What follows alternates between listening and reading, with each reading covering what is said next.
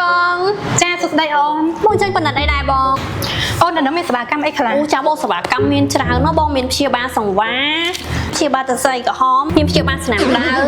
ព្យាបាលស្នាមដៅនិយាយទៅដៅគ្រប់ប្រភេទគឺអាចព្យាបាលបានទាំងអស់បងចានេះស្នាមឆ្លងក៏ព្យាបាលបានស្អាតដែរបងហើយនេះគេហៅថា export ព្យាបាលបានស្អាតដែរបងស្នាមមួយជ្រុយស្នាមមួយជ្រុយគឺព្យាបាលស្អាតបន្ទាប់ទី1ទី2ទី3ព្យាបាលបានទាំងអស់បងចាអានេះអាចរកនៅលើប្រអប់ដែរក៏ព្យាបាលបាននេះលោកស្នាមសាក់បង before after លោកហើយមានខុសសិទ្ធិផ្លែសាច់ទេបងអូនចាំមានសេវាកម្មជំរុញរោងឃ្លៀកអត់ជំរុញរោងឃ្លៀកមានតែមកជំរុញជាមួយនឹងសិនខ្លះទីធូរល្អខ្លាំងណាស់ណាបងរោងឃ្លៀកបងក្រែក៏ស្ដើងបងក្រែចាញ់ក៏ខ្លី